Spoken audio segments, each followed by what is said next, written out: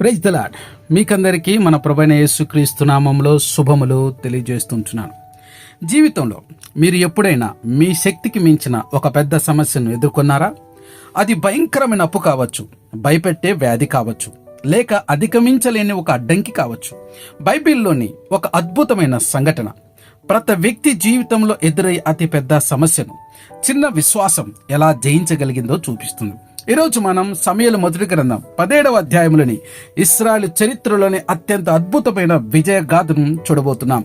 కేవలం ఒక వడిసెల 5 చిన్న రాళ్లతో ఒక గొర్రెల కాపరి బాలుడు 9 అడుగులు భారీ కాయుని ఎలా చంపి తన జాతికి స్వాతంత్రాన్ని తెచ్చిపెట్టాడో తెలుసుకుందాం. ఈ అద్భుతం మీ విశ్వాసాన్ని నిశ్చయంగా పెంచుతుంది. రండి, చిన్న ప్రార్థన చేసుకొని ముందుకెళ్ళిపోదాం. మా ప్రియ పరలోకపు తండ్రి, ఇంతవరకు మమ్మల్ని కాచి కాపాడి నడిపించిన దేవా నీకు స్తోత్రములు. ఈరోజు సమూయేలు మొదటి గ్రంథం 17వ అధ్యాయంలోని తన అద్భుతమైన సంఘటన ధ్యానించుకోబోతుండగా వినగలిగిన చెవులను గ్రహించగలిగిన మనసును మాకు దయచేయండి. మీ ఆత్మ సహాయం అనుగ్రహించమని మా ప్రియ రక్షణ యేసుక్రీస్తుని అడిగి ప్రార్థిస్తున్నాం తండ్రి, ఆమేన్. ఈ అద్భుత సంఘటన ఇశ్రాయేలు మరియు వారి చిరకాల శత్రువులైన ఫిలిస్తీయుల మధ్య ఏలా లోయలో యుద్ధానికి సిద్ధమైన తరుణంలో మొదలవుతుంది. 2 సైన్యాలు పర్వతాల పక్కన నిలబడి ఉన్నాయి. ఆ లోయలోకి ఫిలిస్తీయుల పక్షి నుండి ఒకడు అడుగుపెట్టాడు. అతని పేరు గొల్యాతు. గొల్యాతు దాదాపు 9 అడుగుల ఎత్తు. అతని ఒళ్ళంతా కంచు కవచం. అతని ఈట చేనేత పని వారి అడ్డుకర్ర అంత పెద్దది. దాని కొన సుమారు 7 కిలోల బరువు ఉండేది. ఆ గొల్యాతు ప్రతి ఉదయం ప్రతి సాయంత్రం వచ్చి ఇశ్రాయేలీయుల సైన్యాన్ని, యెహోవా దేవుణ్ణి 40 రోజుల పాటు హేళన చేస్తూ వారిని భయభ్రాంతులను చేశాడు. మీలో ధైర్యం ఉన్నవాడు ఎవరైనా ఉంటే నా దగ్గరికి రండి. ఒకవేళ వాడు నన్ను చంపితే మేము మీకు దాసులమవుతాం, నేను వాడిని చంపితే మీరెంత మాకు దాసులు కావాలని సవాలు చేశాడు. ఇశ్రాయేలు రాజు సౌలు మరియు సైనికులందరూ భయంతో వణికిపోయారు. సరిగ్గా అప్పుడే ఆ గొర్రెల కాపరి బాలుడు దావీదు తన అన్నలకు ఆహారం తీసుకురావడానికి యుద్ధ శిబిరానికి వచ్చాడు. గొల్యాతు మాటలు వినగానే రాజు సౌలు వలె కాక సైనికుల వలె కాకుండా దావీదు దేవునిపై ఆ హేళను భరించలేక మండిపోయింది. ఈ సజీవుడైన దేవుని సైన్యాన్ని అవమానించటానికి ఈ సున్నతి పొందని ఫిలిస్తీయుడెవడు అని అడిగాడు.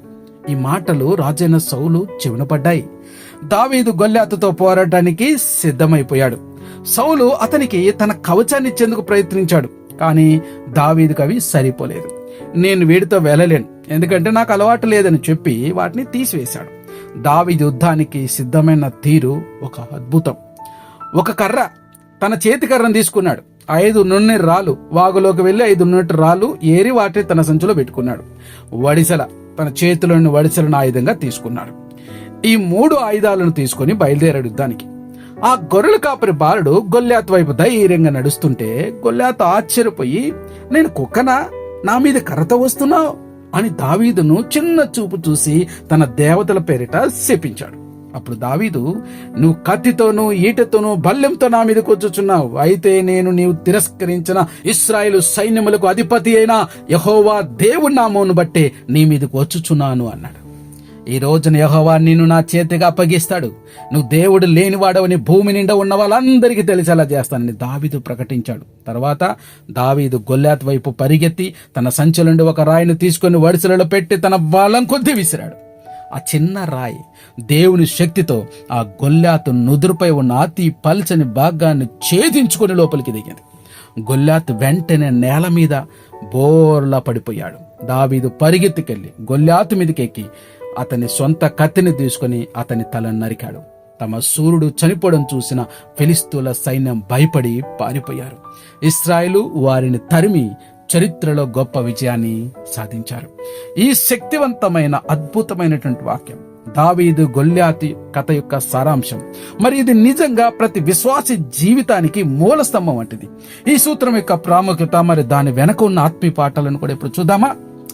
మొట్టమొదటిగా, మీ విశ్వాసం ఎవరిపై ఉంది అనేది చాలా ముఖ్యం. అదే ఇందులో మనం నేర్చుకునే అతి ముఖ్యమైనటువంటి పాఠం.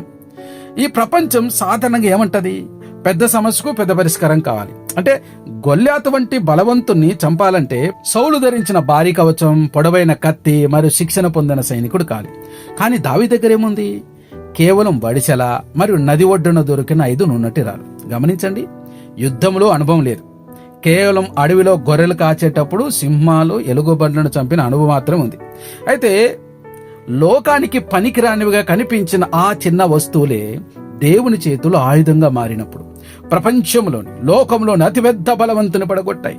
మన జీవితంలో మనకున్న వనరులు, డబ్బు, విద్య, అధికారం, బలం ఎంత తక్కువగా ఉన్నా, లేదా మన సమస్య ఎంత భయంకరంగా ఉన్నా గొల్లియాతు వలె అది సమస్యే కాదు. ఎందుకంటే దేవునికి మన వనరుల పరిమాణం ముఖ్యం కాదు, మనం దేవుణ్ణి ఎంతగా నమ్ముతున్నామనేదే ముఖ్యం.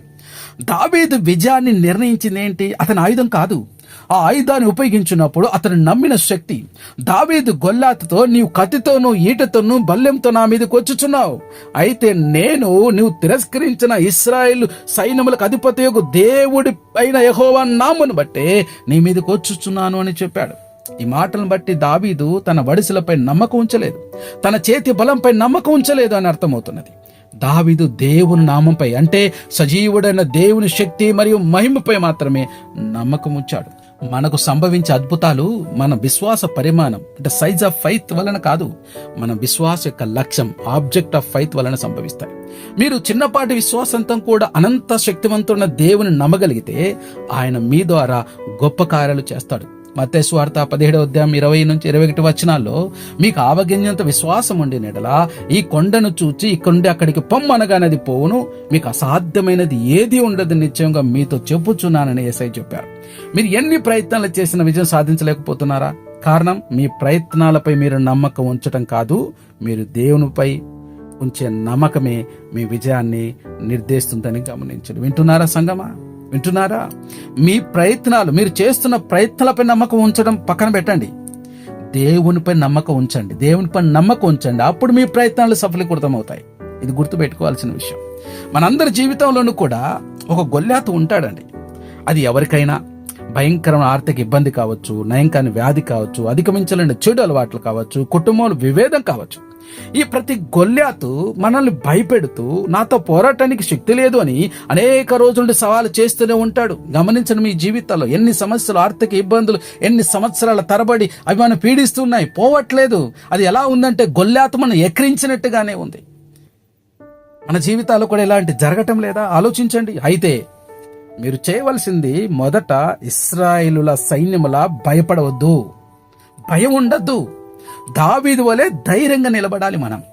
ఇక్కడ ఇశ్రాయేలు భయపడ్డారు, కానీ దావీదు ధైర్యంగా నిలబడ్డాడు. ఆ ధైర్యం అనుకుంటే మనం విజయం సాధించగలుగుతాం. మీ వడిసెలను తీసుకోండి. ఏంటి మన వడిసెల? చిన్నపాటి వనరులు, ప్రార్థన. అది తీసుకొని దేవుని నామముతో ముందడుగు వేయాలి. యేసు క్రీస్తు నామములో మనం ముందడుగు వేయాలి. ప్రార్థన చేస్తే, యేసుక్రీస్తు నామములో ప్రార్థన చేస్తే ఏ శత్రువైనా ఓడిపోవాల్సిందే. అది ఎంత పెద్ద సమస్య అయినా సరే ఓడిపోవాల్సిందే. నేను నా సొంత శక్తితో కాదు, నా దేవుడని యెహోవా నామమును బట్టి వస్తున్నాను ప్రకటించాలి మనం ఆ యొక్క సమస్య పైన. ప్రభు అంటాడు కదా, ఇదిగో ఈ కొండను చూసి మాట్లాడంటాడు, ఈ కంబలి చెడుతో మాట్లాడమంటాడు. మనం కూడా మనకున్న సమస్యతో మనం మాట్లాడాలి.